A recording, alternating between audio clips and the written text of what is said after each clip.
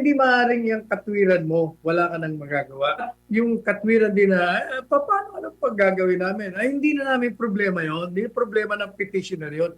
At hindi na rin problema ng Korte Suprema yon. Sapagkat kayo ang gumawa ng pagkakamali, iwasto nyo. You did the wrong, you correct it.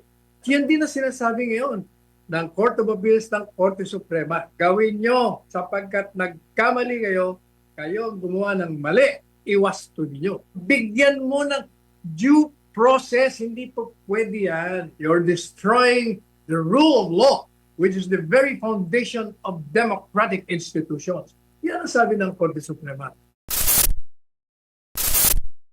Ang tinutukoy po dyan sa artikulo ay yung kaso ni Noel versus Abrego. Si Noel, yung po ang secretary ng Homeland Security sa Amerika.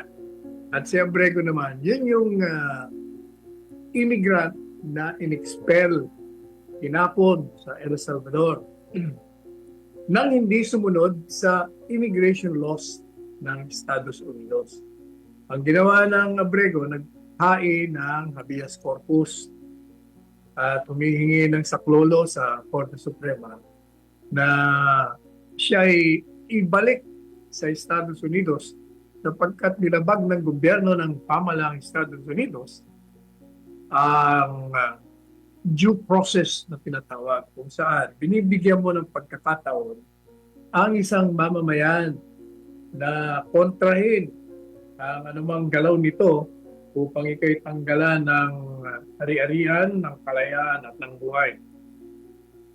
At ang naging desisyon ng mababang hukuman diyan sa Maryland ay sinabing illegal ang ginawa ng US government at inutusan ang Estados Unidos na gobyerno na gawin ang lahat ng magagawa nito. I-facilitate ang pagbabalik ng dineport nilang El Salvadorian. Ang ginawa po ng US government ay nag-apila sa Estados Unidos Supreme Court. At ang sabi ng Supreme Court, tama ang mababang hukuman, mali ang ginawa ng pamahalaan ng Estados Unidos sapagkat mamamayan man yan o dayuhan ay siya'y binibigyan ng karapatan na mabigyan ng due process. Kailangan paraanin mo sa batas. At ang ginawa nila ay hindi tama. Kaya sabi ng US Supreme Court, i-facilitate ninyo. Gawa nyo ng paraan na maibalik yan sa Estados Unidos. Di madalit sabi, nagkaroon ng desisyon. Ang ginawa ko ng Supreme Court, or rather ng gobyerno ng US, nag-file ng mandamus doon sa Court of Appeals at sinasabi nila na wala nang magagawa ang pamahalaan sapagkat ito'y naialis na. Wala na siyang kapangyarihan. Ang maaari niya lang gawin ay yung mga ordinaryong hakbangin para pabalikin. Pero maliban doon ay hindi na po pwede. Sabi ko ng Court of Appeals, hindi po pwede yan. Kailangan, pag sinabing facilitate, hindi lang limitado yan sa ordinaryong mga gagawin nyo. Marami kayong pwedeng gawin yan. Nandiyan ang diplomasya, nandiyan ang lahat ng bagay na maaaring gawin ng isang pamahalaan. Katunayan, hindi po ba dito sa ating Pilipinas? Kaya nagawa nga ng gobyerno natin na mapabalik si Congressman Tevez kahit na tinanggihan na yung ating extradition ng Timor-Leste. Yun nga, isang magandang halimbawa na ang isang pamahalaan magagawa ang lahat kung gusto. Kaya sabi na, mali kayo dyan, kaya gawin nyo na. Hindi po pwedeng sasabihin nyo, meron kayong kapangyarihan at may karapatan na sipain ng isang mamamayan dito nang hindi sinusunod ang batas. At magagawa nyo lang sapagkat hindi pa nakakapasok ang korte. Mali, sabi niya. Kung yan ang gagawin ninyo, para bagang sinasabi nyo, lahat ng bagay pwede namin gawin. At pag kayo nagdemanda sa amin, kaugnay sa pagpapatalsik namin sa isang mamamayan, ang depensa namin, wala na napaalis na namin napalayas na namin, na-deport na namin. Kaya wala na kaming magagawa. Yan din ang rason. Yan din ang katwiran ng pamahalaan natin dito sa habeas corpus na aming inihain ng aking anak na si Paolo in behalf of Kitty, anak ni Presidente Duterte, na hindi po pwede yan. Ang mangyayari yan, pag itutuloy ang ganyang katwiran, ay binibigyan nyo lamang ng pagkakataon ng pamahalaan, anumang administrasyon ang susunod at ang pangkasulukuyan, naggagawin nila ang paglabag sa saligang batas sa karapatan ng isang mamamayan, at pagkatapos nilang nilabag, sasabihin nila, sorry, wala na rito, wala na kaming magagawa. Ay, hindi po pwede yan. Kaya sabi ko ng US Supreme Court, at ipinakita rin ng ating gobyerno sa Pilipinas, na pwedeng ibalik ang dayuhan. Gawin mo ang lahat at huwag mong ibigay sa amin ang dahilan na wala ka nang magagawa. Gaya ko nung sinabi ko, kung matatandaan nyo, noong pa nung inihain ko ang petition for a writ of habeas corpus, sinabi ko na hindi maaaring yung katwiran mo, wala ka nang magagawa.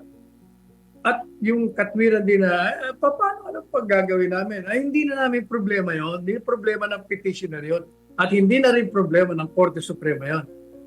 Sapagkat kayo ang gumawa ng pagkakamali, iwasto nyo. You did the wrong, you correct it. Alam po niyo, sinabi ko yan, wala pa yung kaso ng Abrego yan. At yan din na sinasabi ngayon ng Court of Appeals ng Korte Suprema. Gawin nyo, sapagkat nagkamali kayo gumawa ng mali, iwasto niyo. O yan po pinakapunto namin dyan sa aming urgent motion to resolve na kailangan, sabi namin, kailangan na po kagalang-galang na Korte Suprema. Bigyan nyo na po ito ng desisyon. Sapagkat unang-una, lumalala na ang karamdaman ng Presidente Duterte. At sana hindi naman mangyari, baka naman ito'y pumanaw pa dun sa lugar na hindi niya pinanganakan, isang lugar na dayuhan. Yun magiging isang trahedya.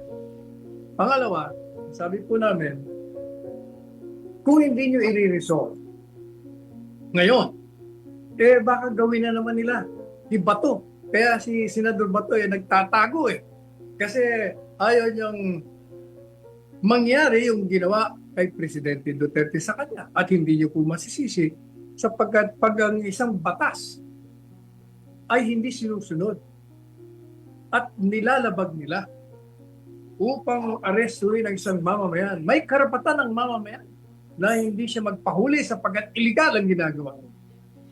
Lalong-lalo pa nga kung ikaw naghain ng isang petisyon sa hukuman at sa anumang dahilan ay hindi ito kagad maaksyonan. Natural lamang na magtatago siya.